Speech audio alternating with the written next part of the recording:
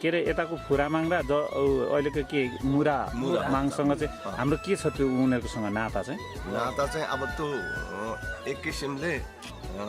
महिला र पुरुष जस्तो, किनभने हुनु पर्यो नि त होइन, दाइनो देब्रो त हुनै पर्यो। त्यति बेला के अरे हलो जोतिँदैन, सयपरी जस्तो त्यसलाई मुरा मानेको यताबाट पुरा मानेको। तर मान्छेले जलदेवी भन्छ, तर त्यसको पूजा गर्दा त खासै मुरै भन्छ। अब कतिले त कहाँ मुरा भन्दैन, अब कुरो बुझाएको छैन कि। अब तिमी पनि जलदेवी ठकुरानी साँच्ची हो, तिमी एकदम ज्ञानिलो कता कता सत्य देवी भाँडा पो भन्छन् है। तर त्यो त्यसो होइन है। अब मुराङमा जलाङमा कासियामा थलाङमा ठाकुर भएर फलाउनु पर्छ। म पनि त्यसो गर्छु, कासियाङमा थलाङमा काशीदेखि आयो होइन त्यो त्यसो भए यसरी भन्नुहुन्छ बडा के अरे जो हाम्रो यताको पुरा चाहिँ लोग्ने मान्छे भयो, उता मुरा चाहिँ अब आइने मान्छे भयो, त्यसरी बुझ्दा हुन्छ है हामी। हस् धन्यवाद। सुरु गरौँबाट अब हाम्रो चाहिँ यो के अरे पहिला हाम्रो फुरामाङ कि फुरा के भन्छ? फुरामाङ थाना होइन। हाम्रो त्यो पहिला कहाँ थियो? पहिला त्यही हो, अहिले भएको ठाउँमा अर्को पछि छुट्टाएको। अब त्यो हाम्रो फुरामाङ थाना कसरी उत्पत्ति भयो भने यो अहिलेको कुरो होइन, अब उहिले सत्ययुग 7औं शताब्दीको कुरो हो। त्यतिखेर अब यो तहसिल गर्नलाई रङ्गेली पुग्नु पर्छ। अनि रङ्गेली जाँदा हुँदै यो तल ढङ्गहरू घाट तरेर यो कुकुछिन्त आइसल्ला भएर जाँदै, अनि यहाँ काम गर्ने मान्छे जो मर्दासिङ भन्ने उहाँ तहसिल गर्नु जाँदा हुँदै आइसल्लाको बुढाको छोरीसँग उनीहरूको बोलचाल पटक पटक हुँदै गयो। बोल्नुको लागि सजिलो छैन, उनीहरूको साली भेला थियो। र एकचोटि ऊ रङ्गेली जाँदै गरेको बेला त्यो बुढाको छोरीले होइन आज कता जानु लाग्नु हो, म आज उता रङ्गेली जाँदैछु, के को लागि भनेर कहिले फिर्नुहुन्छ? भोलि म फिर्छु। लु त्यसो भएदेखि म पनि तपाईँसँग जान्छु। लु त्यसो भए तिमी ठिकठाक गरिराख्नु, भोलि म आउँछु, त्यति बेला जाउँला भनेर उनीहरूको बाचा बन्धन भएर ऊ रङ्गेलीतिर गयो। अनि भोलिपल्ट त्यो बुढाको छोरी कोरी बाटी गरेर अब भेनासँग अब मुरा जाने भएर ठिकठाक भएर घरिघरि कान्लामा बसेर बाटोमा हेर्छ। अनि गाउँले आज त किन हो घरिघरि पनि त्यहाँ निस्किन्छस्, कोरी बाटी पनि गरेछस्, के हेर्दैछस् भनेर भने। अनि त्यहाँदेखि त्यो बुढाको छोरीले भन्यो यहाँ मेरो भेना मुगाको भेना हिजो रङ्गेली गएको छ, आज आउने र उसलाई हेर्दै गरेको। अनि आज आएर के गर्छ त भनेर भन्दा उसँग म जानुपर्ने मुगा।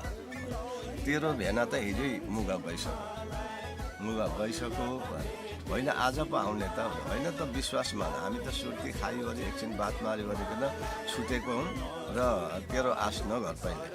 तेरो भेनाको भनेर। अनि पक्का भन्दा पक्का। अनि उस बेलाको अब सत्यको कुरो। अनि त्यो बुढाको छोरीले सराप्यो। कसरी सराप्यो भने मलाई यत्रो विश्वासघात गरो बागाइले हाओस् भएर सराप्यो। अनि त्यो मर्दासिङ अनि त्यहाँदेखि बाँस काट्नु जाँदा हुँदै 7 आँखामाथि चढ्दै बाघले खायो भनेपछि उसलाई त्यो सत्य सराप लाग्यो। अनि बाघले खाएपछि के भयो त? जागिद्र भयो। जागिद्र भएपछि अनि गाउँमा चर्नु थाल्यो भनेको गाउँमा दुखिङ्गर मच्चियो। अनि बुढापाकाहरू हामी जैसीले जोखाना पात यताउति गर्दा हुँदै त्यहाँ देखियो। के देखियो भन्दा जागिद्र। कसरी जागिद्र भयो त? होइन अस्ति त मर्दासिङले बाघले खाएको थियो, त्यही हो त? लु त्यही होला। अब के गर्ने? लु त्यसलाई धुपधर गरौँ भनेर धुपधर गर्नु थालेपछि बिमारी निको हुँदै गएपछि अनि उसलाई अनि खुरामा परिणत भयो। अनि त्यहाँदेखि अब छोरीचेली पनि कुटुम्बसँग जान्छ, उसलाई पनि यो कुरा त मान्नै पर्छ भनेर अनि कतिले भित्र गरे, कतिले बाहिर थानथापना गरेर अनि त्यो फुरामाङ थानाको आविष्कार त्यो तरिकाले हुँदै गयो। अनि त्यो मुगामा जम्मा त्यहाँको मूलवासीहरू 3 पाछा हो, जस्तै लाङ्गुछौँ, पोथरा। अब त्यहाँदेखि पछि त्यो 3 पाछाले सबैले त्यहीँ पूजा गरिन्थ्यो। तर पछि उनीहरूको मिलेन, कोही जियडमा मिलेन, कोही केमा मिलेन। अनि त्यहाँ लाङ्गुछौँले पनि छुट्टाएर लग्यो, कोतराले पनि छुट्टाएर लग्यो। अहिले फुङ्छा पाछाको मात्रै त्यहाँ साबिकी ठाउँमा छ र पूजा चाहिँ अब उँधौली मङ्सिर पूर्णिमा लाग्छ त्यहाँदेखि अनि उता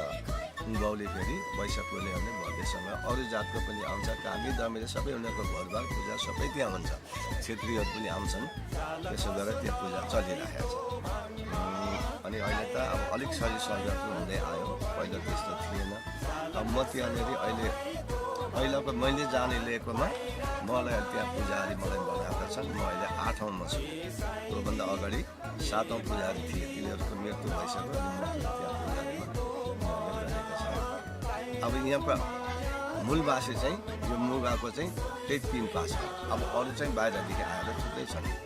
त्यस कारण गरी यो मुगामा कसरी 3 पासा भयो भनेर भन्दा पनि अब त्यो चाहिँ उहिले एउटा सम्राट थियो उसले आफ्नो मन्त्रीलाई अथवा आफ्नो मान्छेलाई तैँले बाघको दुध ले भनेर भनेछ बाघको दुध पनि टक्रायो ल अब त हात्तीको दाँत ले भनेर त्यो पनि टक्रायो अब तैँले गोस माछा ले भनेर भन्यो अनि गोस माछा खोज्न जानु पऱ्यो ठुलो समुद्रमा फेरि गोस माछा समाउने त हतियार छैन उसँग अनि माझीसँग त्यो मान्छेले मित लगायो मित लगाएपछि माझीले त्यो गोस माछा पक्रिने सामान दियो जालले खेद्दै आयो यो पनि 7औँ शताब्दीको कुरो आउँदै त्यहाँदेखि जलदेवीमा आएपछि रात परेपछि त्यो गोस माछाले जालले छोप्यो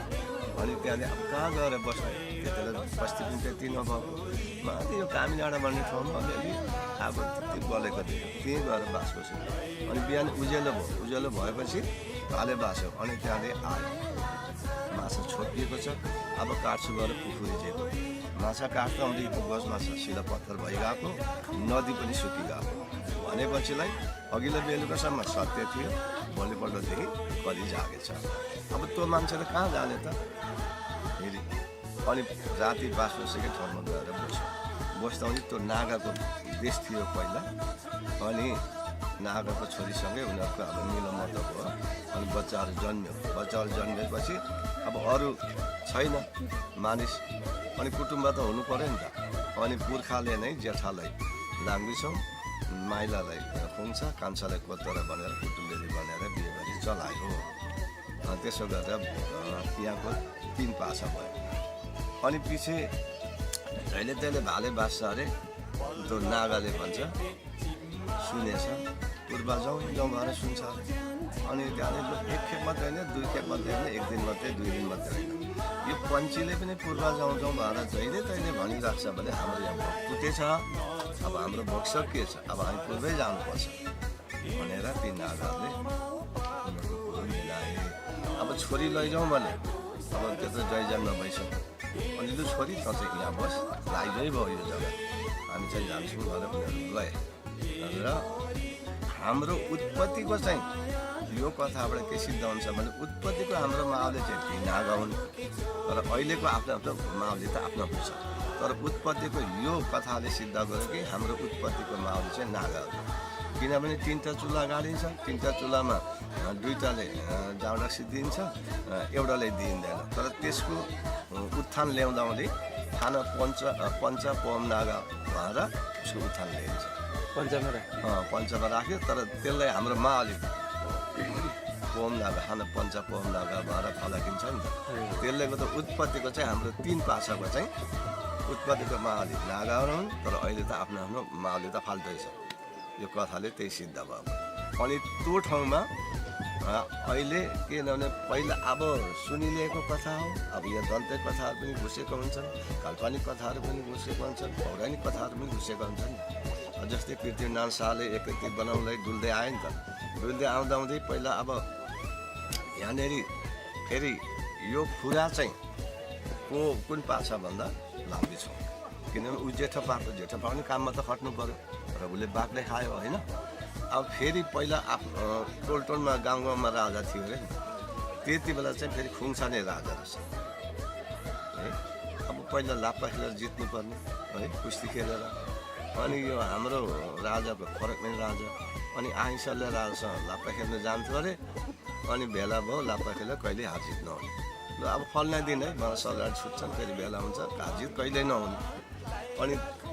त्यो उनीहरूको लाप्पा खेल्ने ठाउँ त्यो थलथले जलथल भइसक्छ छैन अनि राजाहरूको नाम के उताको चाहिँ अब के हो हाम्रो चाहिँ फरकमेन राजा फरकमेन राजाले अनि त्यहाँले झारको सक्र अलिकति अनि अदुवा बोकेर गएछ अनि फुरालाई पुकाएर लु आफूलाई ठाकुर हालो चाहिँ कहाँ देवे विजय लिने हे भनेर उताको राजा आउनुभन्दा लापाहेन्जमा छरिहालेछ अनि उसको विजय भयो विजय भएपछि फरकमेन राजाको विजय भयो तर फेरि राजा त मान्नु पऱ्यो नि त अनि उताको आइसले राजाले सिर्तुप ल्याउँथ्यो अरे कहाँ ल्याउँथ्यो भनेर भन्दा मानभाजिममा भनेको भक्तेश्वरको सुभा हो त्यति बेला पहिला त पान्जिममा मात्रै थियो यदि त लाङबीसँग चाहिँ राजा थियो भने त भक्तेश्वर उता जर्मनकोमा जान्थ्यो नि सिर्तुप कि उता कतवटा राजा भएको भए के अरे धनबहादुरकोमा जान्थ्यो त्यो कथाले सिद्ध भयो कि के भने फरकमेन राजा भन्ने चाहिँ फुङ्सा पाछै थिएछ भन्ने है अब त्यस्तो भयो अनि त्यहाँदेखि त अब के ल्याउँछौँ त हैसल्य राजाले सिर्तुप टिकाको दिन भन्दा यत्रो ठेकीमा है अब टाढो धेरै कहाँ बोक्ने है अनि एक मुठा साग भनेपछि त्यति बेलाको राजा टाकाधारी थिएछ हैसल्यको राजा चाहिँ है त्यो कथाले त्यही सिद्ध भयो अनि यतापट्टि अब जयदेन लामासँग फेरि उनीहरूको लडाइँ गर्नुपर्ने भोटे राजासँग हाम्रो फरकमेन राजा कहाँ लडाइँ गर्ने लादेवानको टारमा त्यहाँ उहिले पोखरी थियो अरे त्यो उलाग्दै पर्थ्यो है अनि त्यहाँ लाप्पा खेल्छन् अरे अब फरकमेन भनेको अब फरक है पोखरीमा पसी जान्छ र उता निस्किन्छ अब लामा गेनले है अब बाज हुने हुच्चिल हुने अनि त्यहाँदेखि झम्टिन्छ त्यसो गर्दा कति दिनमा त हाम्रै फरकमेनले मार्ने भयो अनि मर्नुभन्दा अगाडि त्यो भोटे राजाले के भन्यो भने फरकमेन अब तेरो हातदेखि म मर्दैछु तर एउटा सेतो भाले चाहिँ मैले दिएँ अनि त्यहाँदेखि वैशाख पूर्णिमा उसलाई सेतो भाले हाम्रो फरकमेनलाई बोका दिइन्छ है तर त्यो उसमा राजदेवीमा त्यस्तो थियो है जब अब उता पृथ्वीनारायण शाह एकैतिर बनाउनले डुल्दै आयो नि दुई रात त्यति बेला अब सबै गाउँले राजाहरू मरिगएको है उसले त्यहाँ बास बस्यो अरे है बास बस्दा यहाँनिर यस्तो यस्तो थियो यहाँनिर फल्ना